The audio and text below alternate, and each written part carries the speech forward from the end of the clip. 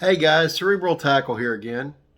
If y'all could, before we get too deep into this video today, hit like, subscribe, and get ready to share this video. Let's beat that YouTube algorithm. Today we're going to be having a little fun with a bait that some of you may have heard of, some of you may have not.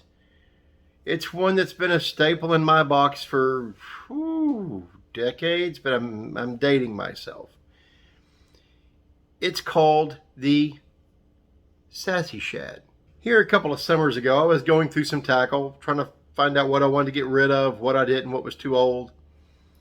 I ran across a keepsake, one that I should have been using more over the years. It's the original paddle tail swim bait, the Mr. Twister Sassy Shad.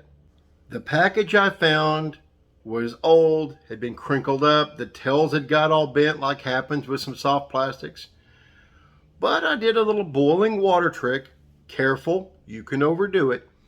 And I laid the baits out straight so the tails reformed. Now, this particular one, I hadn't had a chance to boil up yet.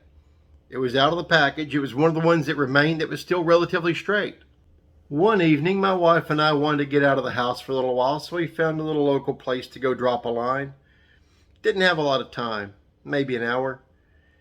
And well, lo and behold, I pulled out that old little Sassy Shad, decided to give it a whirl. You know, they can catch lots of species, bass, crappie, catfish. I've seen a lot of things hit a Sassy Shad over the years. And in just a little while, this little 1.5 inch, now known as the 1 3/4 inch version, caught a fish, a 3.5 pound bass. Now, see, I was going out there to this little spot because, you know, multi-species. I was using one of my wife's crappie rods. She had to run back and get the net because I was going to have to deadlift a 3.5 pound bass on 6 pound line. Now, luckily, the drag I had on the reel was good enough that this fish gave me several runs, ran off a lot of line. But when you're using a light line and have a big fish, it's better to turn that drag down, let them play, than lose them. So I let the fish play the boss. I turned on the drag, let her run, and finally got that nice 3.5 pound fish out of the water.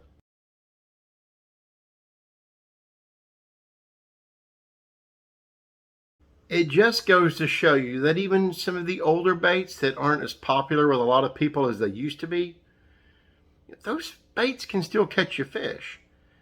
Lots of variations of the paddle tail swim bait have come out since Mr. Twister first came out with the Sassy Shad.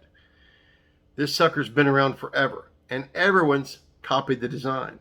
There are a handful of companies out there who have actually perfected the paddle tail concept. They've made it where the bait swims easier. It takes less water force against the surface area of the tail to get it swimming pretty. You know, they're out there. As far as the original old school paddle tail, leave it up to the Mr. Twister Sassy Shad.